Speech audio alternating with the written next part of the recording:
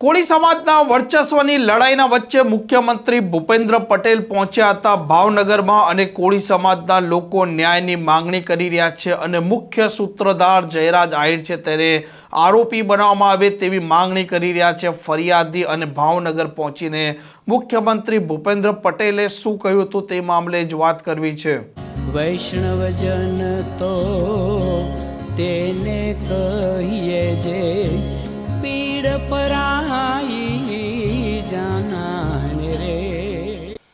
નમસ્કાર, આપ જોઈ રહ્યા છો નવજીવન ન્યૂઝ અને હું છું આપની સાથે તોફિક ગાંચી। સમગ્ર ગુજરાતમાં અત્યારે બગદાણાનો મામલો ખૂબ ચર્ચામાં છે, કેમ કે બગદાણામાં જે ફરિયાદી છે નવનીત બાલદિયા તેમણે આરોપ લગાવ્યા છે કે તેમના પર જે અસામાજિક તત્વોએ હુમલો કર્યો છે આ હુમલાના માસ્ટર માઇન્ડ તરીકે તે ગણાવી રહ્યા છે લોક ડાયરા કલાકાર માયા આહિરના પુત્ર જયરાજ આહિરને, અને તે ત્યાં સુધી કહે છે કે જ્યારે તેમણે પોલીસ અમલદારને નિવેદન આપ્યું હતું તે સમયે જયરાજ આહિરનું પણ નામ લખાવ્યું હતું, પરંતુ પોલીસે આ જયરાજ આહિર છે તેમનો બચાવ કર્યો હતો। આ મામલો અત્યારે ખૂબ ગરમાયેલો છે અને આ મામલાની ચર્ચાના વચ્ચે મુખ્યમંત્રી ભૂપેન્દ્ર પટેલ ભાવનગર પહોંચ્યા હતા અને ભાવનગર પહોંચ્યા પછી તેમણે શું તેમને નિવેદનમાં કહ્યું છે તે પણ આપ સાંભળો। અહીંયાથી હમણાં જેમ કહેતા હતા એમ કે ભાઈ મને સ્ટેન્ડિંગ ચેરમેન એવું કહેતા હતા કે ભાઈ 1400 કરોડ રૂપિયાના કામ તો અત્યારે ચાલુ છે। 1400 કરોડ રૂપિયાના કામ ભાવનગરના ઇતિહાસમાં કદાચ પહેલી વખત આટલા કામો, ને હજુ કંઈ કામ બાકી હોય તો લિસ્ટ વાર તમે મોકલાવજો, અમે પૂરા કરી આપીશું તમને।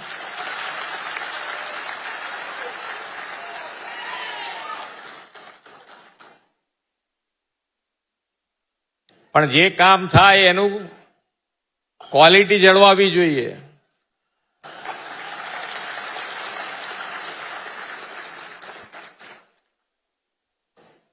નહીતર એક વર્ષે કરીએ અને બીજા વર્ષે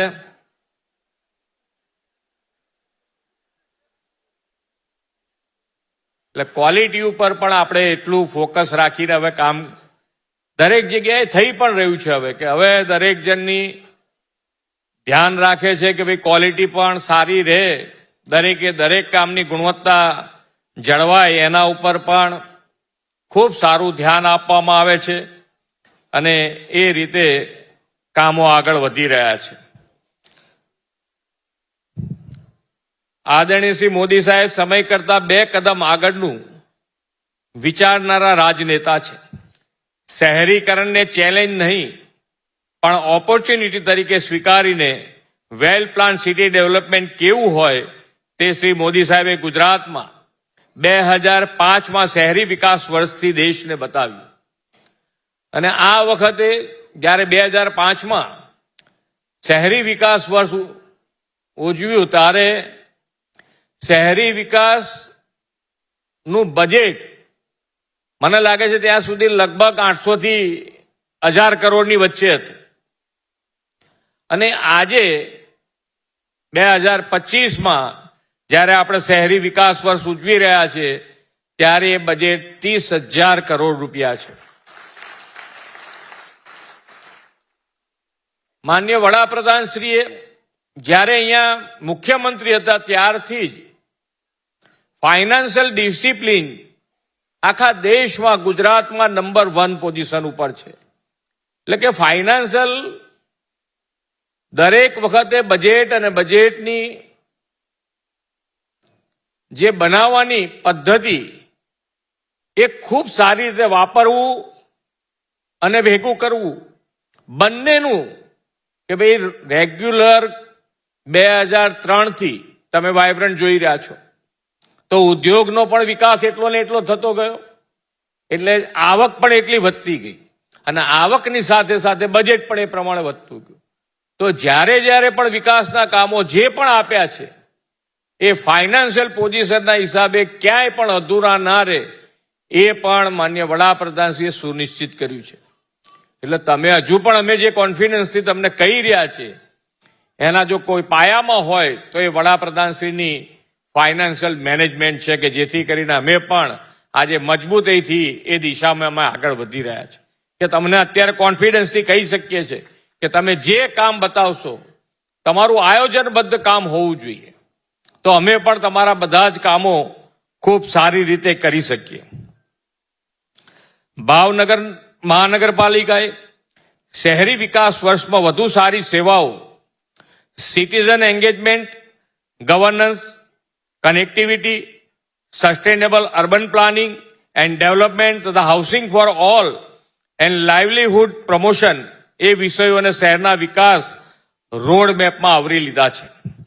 ભાવનગર મહાનગરપાલિકાની ટીમને આવા જનહિતકારી એપ્રોચ માટે ખૂબ ખૂબ અભિનંદન પાઠવું છું. રાજ્યના સર્વાંગી વિકાસના કામોમાં નાણાંના ભાવે ક્યારેય અટકે નહીં એ માટેનું ફૂલ પ્રૂફ આયોજન આદરણીય મોદી સાહેબે કર્યું છે. ગુજરાતની સ્થાપનાના 50 વર્ષે તેમણે સ્વર્ણિમ જયંતિ મુખ્યમંત્રી શહેરી વિકાસ યોજના આપી હતી. માળખાકીય સુવિધાઓના કામો, શહેરી સડક અને શહેરી બસ સેવા, ફ્લાયઓવર અને આઉટગ્રોથ એરિયા ડેવલપમેન્ટ જેવા વિકાસ કામો માટે આ આયોજન ગેમ ચેન્જર બની રહ્યું છે. અત્યાર સુધીમાં 66,000 કરોડથી વધુની રકમની ફાળવણી આ યોજનામાં કરી છે.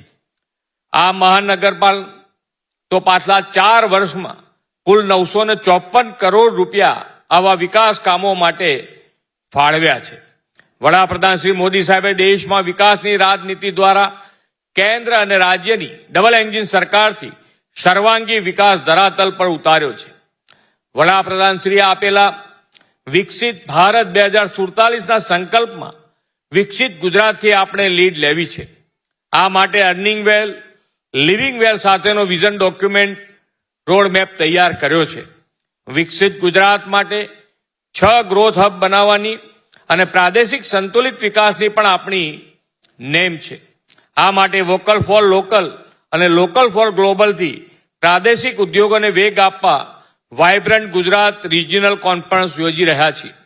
હમણાં શ્રી મોદી સાહેબની ઉપસ્થિતિમાં સૌરાષ્ટ્ર કચ્છની વીજીઆરસી રાજકોટમાં આપણે સફળતાપૂર્વક પૂર્ણ કરી છે. આ વીજીઆરસીમાં ભાવનગર શહેર અને જિલ્લામાં જે પોટેન્શિયલ છે એમાં 60,000 કરોડથી વધુના રોકાણ સાથે 306 MOU આ વાઇબ્રન્ટમાં થયા છે. આ ઉદ્યોગના કારણે ભવિષ્યમાં અર્બનાઇઝેશન થવાનું છે તેને અવસર તરીકે ઉપાડીને સિટીઝન સેન્ટ્રિક ગવર્નન્સની દિશા ભાવનગર અગ્રેસર રહેશે તેવી અપેક્ષા સાથે વિરમું છું. ભારત માતા કી જય. વંદે માતરમ. આ પ્રકારના સમાચાર માટે નવજીવન ન્યૂઝની આ ચેનલને લાઇક, શેર અને સબસ્ક્રાઇબ કરવાનું ભૂલતા નહીં. નમસ્કાર.